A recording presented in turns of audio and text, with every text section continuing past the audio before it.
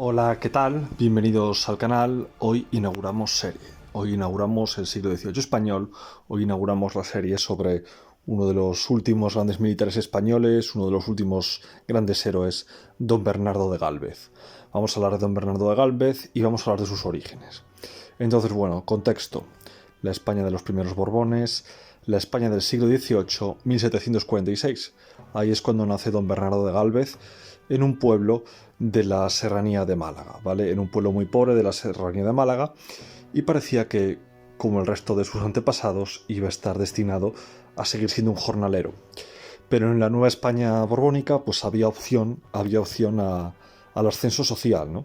Entonces José Gálvez, que era el tío de Bernardo de Gálvez, empezó como abogado, pudo estudiar Derecho, pudo empezar como abogado, empezar a colarse en la administración e ir escalando puestos hasta llegar a ser ministro de Indias y tener una gran influencia. Pudo ascender ahí socialmente y empezar a colocar a sus familiares en buenos puestos, ¿no?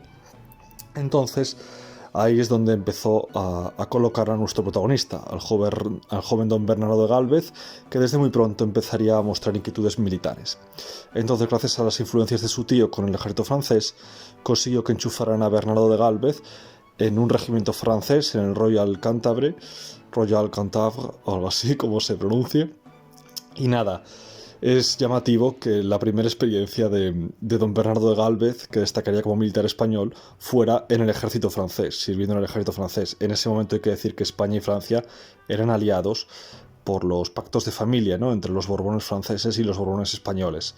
Entonces, en ese regimiento, en el Royal Cantabre, pues el bueno de Bernardo tendría su primera experiencia militar en la Guerra de los 7 años, siendo jovencito, en la invasión a Portugal, invasión en la que los ejércitos español y francés harían el ridículo. Pero bueno, un ridículo conjunto y compartido al menos, ¿no? Entonces, bueno, ahí hay que decir que probablemente Bernardo no vería combate, no tendría experiencia en lo más crudo del combate, pero bueno, es su primera experiencia en el ejército y familiarizándose con los temas militares. Su siguiente experiencia fue acompañar a su tío, a José Gálvez, que era al que le colocaba, ¿no?, al que le debía tantas cosas, a su nuevo puesto, a Nueva España, el virreinato de Nueva España, al actual México. Y ahí don Bernardo de Gálvez empezó a tener cargos de responsabilidad en la frontera contra los apaches. En la lucha contra los apaches, ahí es donde sí que empezaría a tener experiencias militares de primera mano, incluso a meterse él personalmente en el combate cuerpo a cuerpo, ¿no? De hecho, don Bernardo de Gálvez, nuestro protagonista, siendo joven, lideró varias incursiones de castigo contra los apaches, pero también tuvo que soportar varios ataques, ¿no?, de los apaches, que incluso algunos llegaron a las puertas de Chihuahua. Y bueno, pues en alguna salida contra estos ataques, en alguna escaramuza, pues fue herido varias veces. Don Bernardo de Gálvez recibió 2 lanzazos en el pecho y un flechazo en el brazo en una escaramuza, y en otra tendría una caída del caballo muy importante que le produjo lesiones que le acompañarían el resto de su vida, ¿no? O sea, el tío se fajaba en los combates cuerpo a cuerpo y se implicaba personalmente.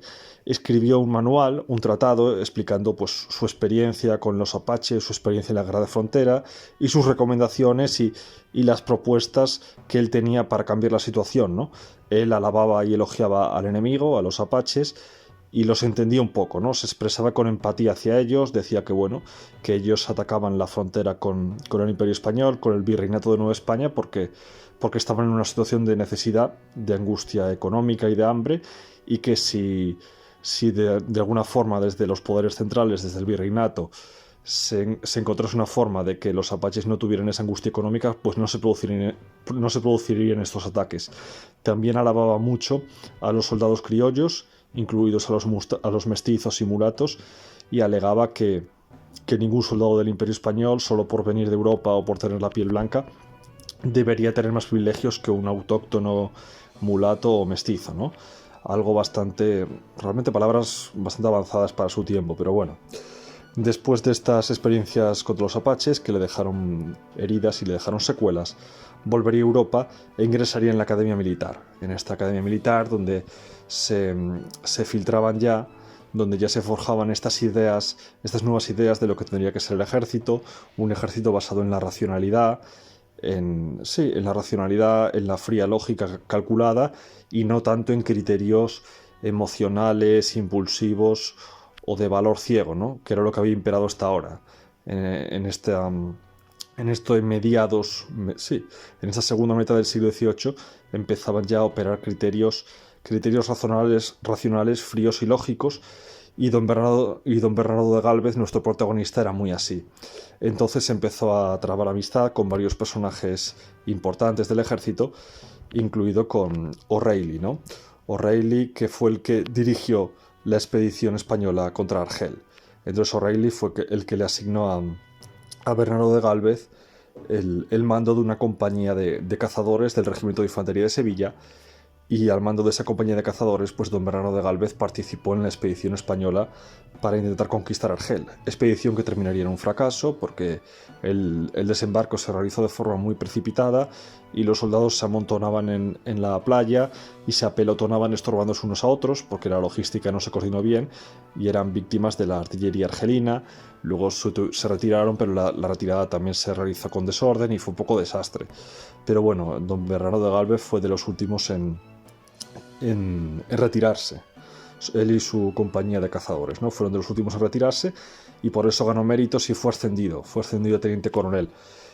Hubo una serie de ascensos, no solo el suyo. En esta operación, en este desastre de Argel de 1776, hubo varios ascensos que fueron muy criticados, ¿no? Porque al final se estaban ascendiendo masivamente oficiales a raíz de una batalla que había terminado en una derrota española. Entonces fue un poco polémico ascensos a raíz de una derrota, pero bueno, el caso es que fue ascendido y nuevamente O'Reilly le recomendó para el puesto de teniente coronel en el regimiento de la Luisiana y gobernador interino de la Luisiana, ¿no?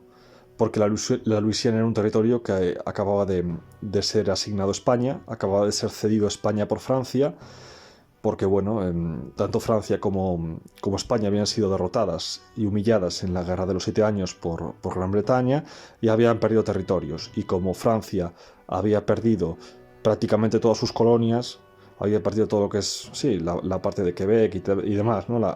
Las colonias francesas del Canadá, pues ya no tenía medios para mantener la Luisiana, entonces prefirió cedérsela a España, ¿no? Antes que dejar que cayera en manos del enemigo. Entonces, bueno, se asignó a Bernardo de Gálvez, a nuestro protagonista, para ser gobernador de la Luisiana, porque sabía francés y se pensaba que podría entenderse con los criollos franceses, con los criollos de habla francesa de la Luisiana, y por su experiencia militar. Y en la Luisiana comenzaría su gran despegue como militar y sus grandes hazañas. Pero bueno, eso será en todo caso un tema para otro vídeo. El de hoy ha sido introductorio y termina aquí. Darle like al vídeo, suscribiros para más contenido y antes de que os vayáis os dejo ahí los enlaces a mi novela histórica Universidad de la Guerra por si queréis echarle un vistazo en Amazon. Y nada, pues nos veremos en los siguientes vídeos. Adiós.